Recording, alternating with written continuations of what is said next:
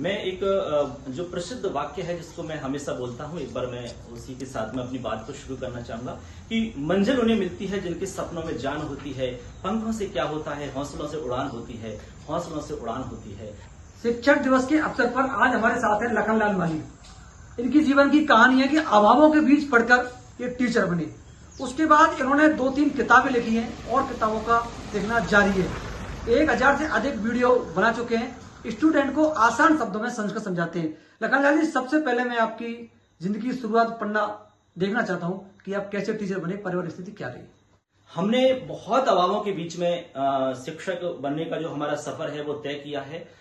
सबसे पहले मैं आपको बताना चाहूंगा, हमारा जो परिवार का बैकग्राउंड है वो बहुत ज्यादा अच्छा नहीं था। हमारे पास केवल रहने के लिए एक झोंपड़ी थी जिसमें हमारा पूरा परिवार रहता था।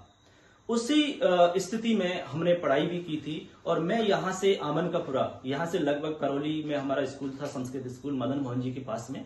वहां मैं यहाँ से पैदल जाता था और वापस मैं वहां से आता था और ये रोजाना का हमारा ये क्रम रहता था। इस बीच में किसी भी तरह की और कोई हमारे पास अन्य और कोई सुविधा भी नहीं थी ऐसी।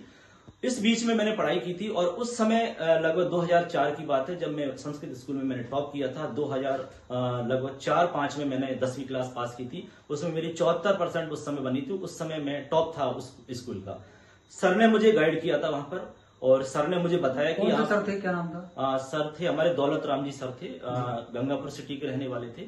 उन्होंने मुझे बताया कि बेटा ऐसा है, आप थोड़ी सी घर की स्थिति ठीक नहीं है, क्योंकि हमने गुरुजी से भी ये डिस्कस कर रखा था, भी घर की स्थिति के बारे में जानकारी थी उन सबको। तो उन्होंने कहा कि आप जयपुर जाइए। जयपुर में एक संस्थान है, राष्ट्रीय संस्कृत संस्थान। वहां पर लगभग फ्री में पढ़ाई हो जाती है लगभग, क्योंकि वहां लगभग साल भर की 500-400 रुपए के आसपास की फीस थी और उसमें छात्रवृत्ति भी हमें मिलती थी। तो फिर मैं जयपुर चला गया था, परसेंटेज मेरी ठीक थी, मेरा वहां एडमिशन हो गया। अब वहां एडमिशन हो गया, उसके बाद में मुझे हॉस्टल भी मिल गया था। वहां हॉस्टल में लगभग 1400-1500 रुपए वहां पर मासिक किराया लगता था, जिसमें भोजन की व्यवस्था थी और रहने की व्यवस्था थी। लेकिन घर वालों की स्थिति ये थी कि मुझे वो 1400-1500 रुपए भी हर महीने यहां से नहीं दे सकते थे। ऐसी हमारी कंडीशन थी उस समय। तो मैंने क्या किया था, वहां पर मैंने बच्चों को होम ट्यूशन चालू किया। तो मैं वहां पर लगभग 2 घर पर जाता था, जो मुझे 150 रुपए पर डे के हिसाब से पेमेंट देते थे। तो मेरा काम वहां से चल जाता था। मैं घर से पैसे लेकर नहीं जाता था। मैं यहाँ से केवल और जो राशन की सामग्री खाने पीने की वो मैं यहाँ से ले जाता था। कुछ यहाँ पर जैसे गेहूं वगैरह हो जाते वहां से लेके जाता था। पैसे के लिए यहाँ पर इतनी गुंजाइश नहीं थी कि वो मुझे भेज सके हर महीने। फिर मैंने ट्यूशन चालू किया, बच्चों को पढ़ाना, वहां से मेरा गुजारा हो जाता था। और जितनी भी प्रतियोगिताएं होती थी वहां मैं सब में भाग लेता था। वहां प्रतियोगिताओं में जीतने पर बुक्स मिलती थी हमें, तो वो बुक्स मेरे लिए काम आती थी और बुक्स वही मिलती थी जो हमारे सिलेबस में चलती थी। मैं कहता सर मुझे ये बुक्स चाहिए, तो वो मेरे को मिल जाती थी। पुरस्कार जीतते थे उसमें मेरे को सारी किताब मिल जाती थी। ऐसे करके ट्यूशन के माध्यम से और जैसे व्यवस्था होती मैंने सारी पढ़ाई की। उसके बाद में फिर आगे जब तैयारी की बात आई, फिर बीएड में मेरा एडमिशन हो गया था वहीं से। उस समय समस्या आई थी कि भाई हॉस्टल में से वहां बीएड वालों को नहीं रखा जाता है। तो फिर मैंने वहां कोचिंग ज्वाइन की। कोचिंग में मुझे 300 रुपए पर डे के हिसाब से मिलते थे। तो फिर वहां से मेरा काम आसान हो गया और कोचिंग के साथ साथ में मैंने खुद की तैयारी की। एक खास बात यह है कि मैंने कहीं पर भी कोचिंग नहीं की। कोचिंग नहीं करने के पीछे वजह ये थी कि हमारी ऐसी स्थिति नहीं थी कि वो कोचिंग की फीस दे सकते हैं। तो मैंने सोचा भी कोई बात नहीं, घर की स्थिति है तो उसी के हिसाब से हमें चलना चाहिए। तो मैंने खुद ने तैयारी की और लगभग उस समय मैं लगभग 14-15 घंटे की डेली तैयारी करता था। वहां हम 2 साथी थे, एक लेखराज शर्मा था और एक मैं था, और दोनों का ही हमारा नंबर टीचर में आ गया था। लगभग 14-15 घंटे की हमारी डेली की तैयारी थी और पहले ही तैयारी में बिना किसी कोचिंग के मैं सेलेक्ट हो गया था। फिर मेरी पोस्टिंग नागौर में हो गई थी। नागौर में भी समस्या ये थी कि ट्रांसफर वहां से संभव नहीं था, हमारी कोई जान पहचान इतनी ज्यादा नहीं थी और बैकग्राउंड भी हमारा ज्यादा अच्छा नहीं था। तो फिर दोबारा से मैंने ये सोचा कि यहाँ से मुझे वापस एक अच्छी तैयारी करके दूसरी नौकरी में मुझे यहाँ से निकलना है। फिर मैंने फर्स्ट ग्रेड की तैयारी करी और बिना किसी कोचिंग के मैंने खुद ने सेल्फ स्टडी करी, नोट्स बनाए मैंने सारे के सारे, उसके माध्यम से मैं सेलेक्ट भी हो गया। लगभग साल भर की मेरी तैयारी थी और वहां मैंने लगभग 7 से 8 घंटे डेली की पढ़ाई की थी मैंने। लेकिन नियमित पढ़ाई मेरी 1 साल की नियमित थी और उसी का नतीजा है कि फर्स्ट ग्रेड के अंदर मेरा सिलेक्शन हो गया था। बहुत खुशी हुई थी। मेरी उसमें 171वीं और राजस्थान में रैंक आई थी, बिना किसी कोचिंग के, खुद की दम पर, खुद की तैयारी के बल पर।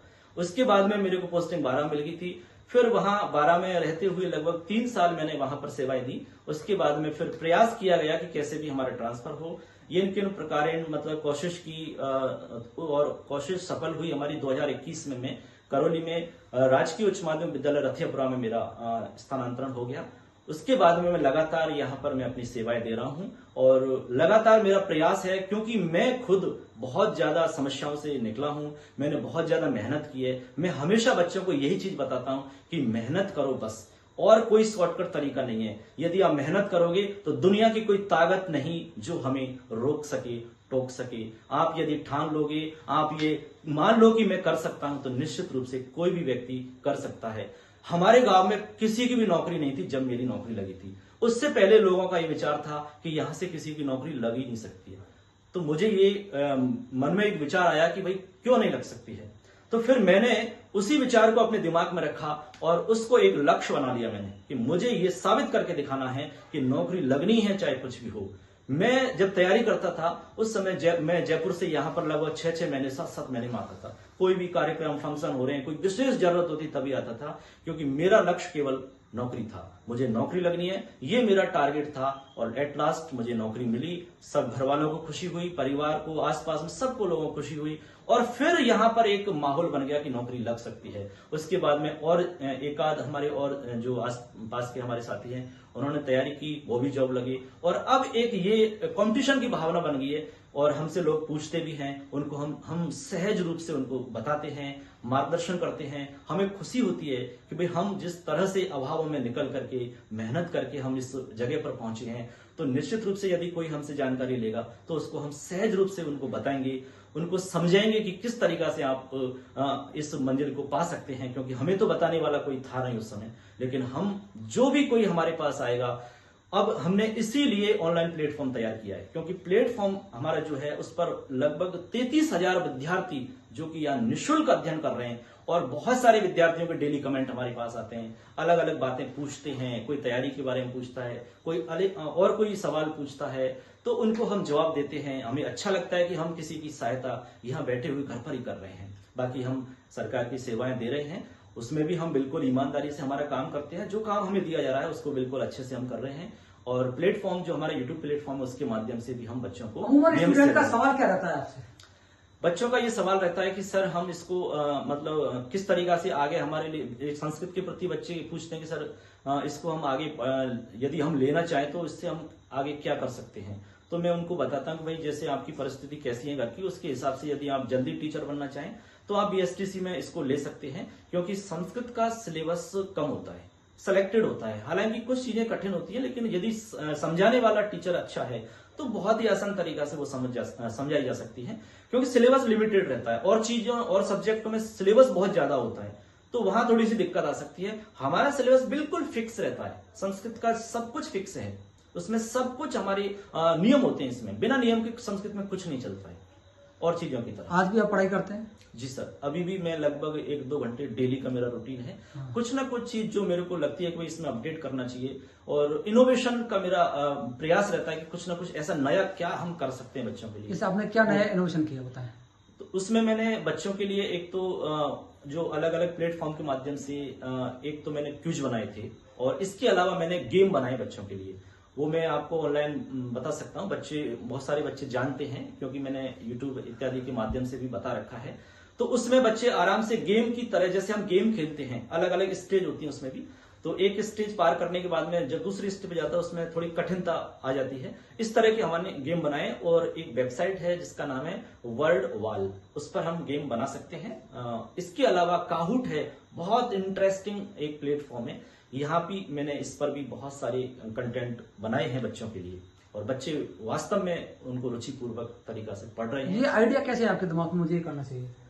ये सर हमारे कुछ साथी थे जो हमारे संपर्क में थे, उनसे मैंने सीखा, और इसके अलावा यूट्यूब के माध्यम से ज्यादातर चीजें मैंने सीखी हैं। कुछ मेरे मित्र भी हैं जो अच्छे इस क्षेत्र में काम कर रहे हैं, उनसे मेरा संपर्क है, और उनसे भी मैं हमेशा सीखने की इच्छा रहती है कि कुछ ना कुछ मैं भी सीखूं।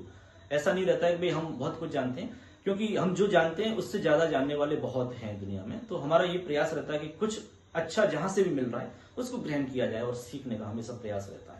तो जब भी कुछ नया करने का अवसर मिलता है तो हम उसमें सीखने का पूरा प्रयास करते हैं। अच्छा, आपकी सफलता की जर्नी में अगर आप मानते हैं तो किसको श्रेय देना चाहते हैं? सफलता की जर्नी में सर हमारे जो घर वाले हैं उन्होंने हमारा अच्छे से काफी सपोर्ट किया था, क्योंकि जब स्टार्टिंग थी हमारी तो स्टार्टिंग में 400-500 रुपए भी हमारे लिए बहुत बड़ी रकम हुआ करती थी। तो उस समय जो स्टार्टिंग जब मैं पढ़ाई के लिए गया था यहाँ से, तो कुछ समय के लिए मैंने यहाँ से पैसा घर वालों से लिया था। अब स्थिति हमारी ठीक नहीं थी तो वो उधार लेके किसी से दूसरे से लेकर के हमें व्यवस्था उन्होंने की थी, क्योंकि उनको लग रहा था कि बच्चा जयपुर में जाके पढ़ाई कर रहा है और मुझे घर की स्थिति पता थी। तो फिर धीरे धीरे जब मैं 1-1.5 साल वहां रहा, उसके बाद मुझे लगा कि भाई घर की स्थिति ठीक नहीं है, तो फिर मैंने खुद ने अपनी तरफ से करना मतलब चाहा कि भाई मैं कुछ अपनी तरफ से क्या कर सकता हूँ। तो फिर मैंने ट्यूशन पढ़ाना चालू किया, होम ट्यूशन, जैसे कि मैंने पहले भी जिक्र किया था। तो आपने एक किताब लिखी है, देखो आप देखो कौन सी किताब है, इसका क्या बताएं थोड़ा दर्शकों को। मैंने यहाँ पर जब मैंने फर्स्ट ग्रेड की तैयारी की थी तो उसी समय मैंने खुद ने तैयारी की थी, मैंने खुद नोट्स बनाए थे। उसी के बेस पर मैंने एक बुक्स लिखी थी जिसका नाम है टॉपिक टू टॉपिक। इसमें जितने भी फर्स्ट ग्रेड का जो पहला पेपर होता है उसमें बहुत सारे सब्जेक्ट होते हैं, तो बच्चों को सबसे ज्यादा समस्या वहीं आती है। तो मैंने इसमें वस्तुनिष्ठ ऑब्जेक्टिव टाइप क्वेश्चन तैयार किए हैं प्रत्येक टॉपिक के, इसमें सारे ही विषय इसमें शामिल किए गए हैं। तो ये बहुत सारे बच्चे इससे लाभान्वित हुए। लगभग 20,000 के आसपास ये बुक मार्केट में बिकी थी। 20,000? हाँ, लगभग 20,000 के आसपास ये बुक बिकी थी और इससे मतलब फायदा भी हुआ था, क्योंकि ये लास्ट टाइम के लिए थी।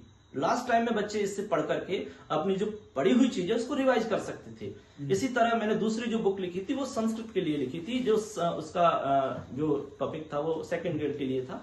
तो सेकंड ग्रेड में जितने भी हमारे टॉपिक थे उन सबको मैंने कवर किया था उसमें, क्योंकि मैंने तैयारी की खुद ने, जो मैंने तैयारी की थी अच्छे से उसी को मैंने वहां पर नोट्स के रूप में, बुक्स के रूप में उसको पब्लिश करवा दिया। तो निश्चित रूप से वो हमारी पूरी मेहनत का एक निचोड़ था बुक्स में। अच्छा, आपकी सफलता में व्यवधान भी तो आते हैं ना कई बार? जी सर। व्यवधान कब आया? व्यवधान सर जब मेरा थर्ड ग्रेड में चयन हो गया था, उसके बाद में मैंने जो थर्ड ग्रेड के तुरंत बाद में मैंने सेकंड ग्रेड का प्रयास किया था। सेकंड ग्रेड मैंने पहली बार दी, उस समय मेरा सिलेक्शन नहीं हुआ, कुछ नंबरों से रहा, लेकिन मैं उस समय असफल रह गया। मुझे बहुत ज्यादा दुख हुआ था उस समय। फिर मैंने दोबारा सेकंड ग्रेड की तैयारी की, उसमें भी मैं कुछ नंबरों से रह गया। फिर मैंने सोच लिया कि मैं सेकंड ग्रेड की तैयारी छोड़ दूंगा, अब मैं सेकंड ग्रेड की तैयारी नहीं करूंगा। फिर मैंने टारगेट बना लिया कि चाहे कुछ भी हो जाए, कितनी भी समस्या आ जाए, मुझे फर्स्ट ग्रेड में नंबर लेके आना ही है। और कोई मेरे पास चारा नहीं था, क्योंकि ट्रांसफर का वहां कोई ऑप्शन मेरे पास था नहीं। तो फिर मैंने जिस दिन मैं असफल हुआ सेकंड ग्रेड में, जिस दिन मेरे को रिजल्ट मिला कि भाई आज मेरा नंबर नहीं आया, उसी दिन से मैंने तैयारी चालू कर दी। और जब तक मैं तैयारी करता रहा, जब तक एग्जाम नहीं हुई, और उसी का नतीजा मैं सेलेक्ट हो गया उसमें। तो मैं यही कहना चाहूंगा कि भाई आप लगातार यदि तैयारी करो तो कोई भी नौकरी हो वो आसान है। स्टूडेंट को क्या संदेश देना चाहेंगे तैयारी के लिए? मैं सभी जो हमें इस प्लेटफॉर्म के माध्यम से सुन रहे हैं, मैं यही कहना चाहूंगा कि आप यदि मंजिल को प्राप्त करना चाहते हैं, यदि आप किसी भी क्षेत्र में सफल होना चाहते हैं, तो आप नियमित तैयारी करें। क्योंकि नियमित तैयारी आप करोगे तो आप कोई भी दुनिया की ऐसी कोई बाधा नहीं है जो आपको रोक सके। इसलिए मैं यही कहूंगा कि आप लगातार शिक्षक दिवस पर सभी हमारे जो शिक्षक साथी इस प्लेटफॉर्म के माध्यम से सुन रहे हैं, उन सबको हार्दिक शुभकामनाएं शिक्षक दिवस की। देखिए, मैंने बच्चों के लिए अनेक प्रकार के कंटेंट तैयार किए हैं, जिसमें ज्यादा जो कंटेंट मैंने तैयार किए हैं वो वीडियो के रूप में बच्चों को कंटेंट उपलब्ध करवाए हैं।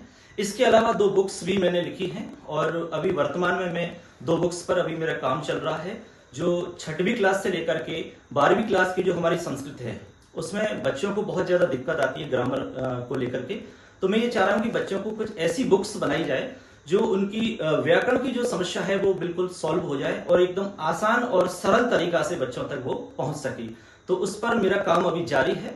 कक्षा 6 से लेकर के और 12वीं तक की 2 बुक्स में अलग अलग 2 वॉल्यूम के रूप में फर्स्ट और सेकंड ऐसे रखूंगा, जिसमें 8वीं तक के लिए एक रहेगी, 6 से 8 के लिए, और 9 से 12 के लिए एक अलग बुक रहेगी। ये मेरा काम अभी चल रहा है। इसके अलावा वीडियो के रूप में लगभग 1000 से ज्यादा वीडियो मैं बना चुका हूं। लखन माली के नाम से मेरा यूट्यूब पर चैनल है, उसमें आप देख सकते हैं। अलग अलग कैटेगरी मैंने बना रखी है वहां पर, जैसे कि किसी को उसमें असुविधा नहीं हो तो मैंने प्लेलिस्ट बना रखी है उसमें। जैसे कक्षा 6 की अलग वीडियो मिलेंगी, 7वीं, 8वीं, 9वीं, 10वीं, 11वीं, 12वीं के लिए उसमें अलग अलग कैटेगरी के हिसाब से वीडियो हम देख सकते हैं। इसके अलावा हमने गूगल फॉर्म के माध्यम से बच्चों के लिए बहुत सारा इसमें क्विज का कंटेंट भी तैयार किया है, क्योंकि बच्चे जो चीज पढ़ लेते हैं यदि उसको वो क्विज के रूप में नहीं करेंगे, उसमें प्रैक्टिस नहीं करेंगे, तब तक वो चीज अच्छे से उनको क्लियर नहीं होती है। तो इसके लिए हमने क्विज भी तैयार किए हैं। क्विज के हमने QR कोड बना रखे हैं, तो QR कोड बच्चे उससे स्कैन करके डायरेक्ट उस लिंक पर जाकर के वहां जुड़ सकते हैं उस प्लेटफॉर्म के माध्यम से। इसके अलावा हमने बहुत सारे नोट्स तैयार किए हैं जो लगभग राजस्थान में हर जिले में बच्चों के पास हमारे नोट्स उपलब्ध हैं। टीचर साथी हैं जो बहुत सारे ग्रुप के माध्यम से जुड़े हुए हैं, उनको भी हमने प्रोवाइड करवाए हैं नोट्स। और उसमें भी हमने एक सुविधा की है कि उसमें QR कोड हमने डाल दिया है। QR कोड से वीडियो को देखा जा सकता है। जैसे ही हम QR कोड को स्कैन करेंगे, वहां पर उस नोट्स से रिलेटेड वीडियो भी चल जाएगी। यदि हम वीडियो के रूप में देखना चाहें और नोट्स के रूप में उसको पढ़ना चाहें, बच्चों को किन आसान शब्दों में आपको संस्कृत पढ़ाते हैं? जी सर, हमारा ये प्रयास रहता है कि बच्चों को जो कठिन चीज है उसको आसान तरीका से, किस तरीका से हम बच्चों तक पहुंचा सकते हैं, इसके लिए हम अनेक प्रकार की जो चीजें उसमें ऐड करते हैं। जैसे कि कंटेंट हो सकता है, इसके लिए मैंने कुछ क्विज बनाए हैं गेम के रूप में। तो उसमें एक वेबसाइट है वर्ड वाल पर एक हम किसी भी टॉपिक को लेकर के उसमें एक गेम के रूप में एक क्विज बना सकते हैं। जैसे कि करोड़पति, जो कौन बनेगा करोड़पति के जो शो होते हैं, उसी तरीका से उसमें भी एक पूरा सिस्टम रहता है, उसमें हम बना सकते हैं और बहुत आसान तरीका से बच्चों को इंटरेस्ट के साथ में जोड़ सकते हैं। इसके अलावा एक प्लेटफॉर्म है काहूट पर भी हम बहुत बढ़िया इस तरह का कंटेंट बना सकते हैं। मैंने बहुत सारे टॉपिक पर काहूट पर भी क्विज बना रखे हैं, उसमें बच्चों को हम जोड़ सकते हैं और आराम से बच्चे उसमें इंटरेस्ट के साथ में जुड़ सकते हैं और उनको लाभ मिलता है इससे निश्चित रूप से। आपके संस्कृत अपने पढ़ाने का तरीका बच्चों को किस प्रकार से लाभ मिल रहा है? जी सर, संस्कृत में हम बच्चों को क्या है, ज्यादातर संस्कृत में व्याकरण में समस्या आती है, क्योंकि संस्कृत भाषा हमारी अभी व्यवहार की भाषा नहीं है। जिस तरह से हमारी हिंदी भाषा व्यवहार में हम उसको प्रयोग करते हैं तो वो हमारे लिए आसान लगती है, लेकिन संस्कृत भाषा अभी वर्तमान में देखी जाए तो व्यवहारिक भाषा नहीं हो पा रही है। तो इसके लिए हम उसको व्यवहारिक भाषा बनाने का प्रयास करते हैं। तो हम बच्चों को सबसे पहले जो हमारे कुछ वाक्य व्यवहार में जो शब्द प्रयोग होते हैं, जो बोलचाल के हमारे शब्द हैं, उससे जोड़ने का प्रयास करते हैं और छोटे छोटे वाक्य पहले उनको हम बनाना सिखाते हैं। जैसे कि बच्चा थोड़ा बोलना सीख जाए तो उसको फिर अच्छा लगेगा और वो इंटरेस्ट के साथ में उसको पढ़ भी लेता है और समझ भी लेता है। कुछ बात हमारे दर्शकों को बताएंगे आप? जी सर, तो उसके लिए जैसे हम बच्चों को बताते हैं कि जी आपका नाम क्या है, तो इसके लिए हम गतिविधि बच्चों के साथ में करवाते हैं। जैसे हमने कहा कि मम नाम लखनः, फिर हम बच्चों से पूछते हैं कि भवतः नाम किम, बच्चा जवाब देगा मम नामः रामः, भवतः नाम किम। यदि कोई बालिका है, कोई महिला है, तो उसके लिए हम बोलेंगे भवत्याः नाम किम, मम नामः लखना, भवत्या नामः किम। इसमें गतिविधि के साथ में हम बच्चों को जोड़ लेते हैं और बिल्कुल खुशी से बच्चे आराम से सीख भी लेते हैं इसमें। तो ये आपका एक पढ़ाई का तरीका हुआ। जी सर। रतियापुरा के स्कूल में आप पढ़ाते हैं? जी सर। कंटेंट बनाना, आसान शब्दों में बच्चों को उपलब्ध कराना आपकी क्वालिटी है। जी सर। अब थोड़ी मैं आपका बचपन की साइड जाना चाहता हूँ। आपको कहाँ के रहने वाले हैं, आपकी पारिवारिक बैकग्राउंड क्या है, आपकी एजुकेशन कहाँ है? जी सर, देखिए सर, मेरा जन्म करौली के एक छोटा सा गांव है आमनकापुरा, यहाँ मेरा जन्म हुआ है। हम 4 भाई हैं और हमारे जो माता पिता हैं ज़्यादा एजुकेशन उनकी नहीं रही है। मैं यहाँ पर 10वीं कक्षा तक मैंने पढ़ाई की थी। यहाँ पर करौली में संस्कृत स्कूल से मैंने पढ़ाई की थी 9वीं 10वीं क्लास। उसके बाद में मैं जयपुर चला गया था, राष्ट्रीय संस्कृत संस्थान, वहाँ पर एक संस्कृत का विश्वविद्यालय है। वहाँ पर मैंने 11वीं से लेकर के और हमारी पूरी जो पढ़ाई है वो वहाँ की थी मैंने, यानी कि 11वीं 12वीं वहाँ पर प्राक शास्त्री उसको कहते हैं। उसके बाद में BA को वहाँ शास्त्री संस्कृत में कहा जाता है। उसके बाद में B.Ed की थी मैंने, जिसको संस्कृत में शिक्षा शास्त्री के नाम से जाना जाता है। उसके बाद में मैंने MA किया था, MA को संस्कृत में आचार्य के नाम से जानते हैं। उसके बाद में वहीं रहते हुए मैंने तैयारी की थी और 2012 में मेरा नेट भी हुआ था। उसी के साथ में मेरी पोस्टिंग भी हो गई थी ग्रेड 3 में। L2 के अंदर मेरी पहली ज्वाइनिंग हुई थी 2012 में।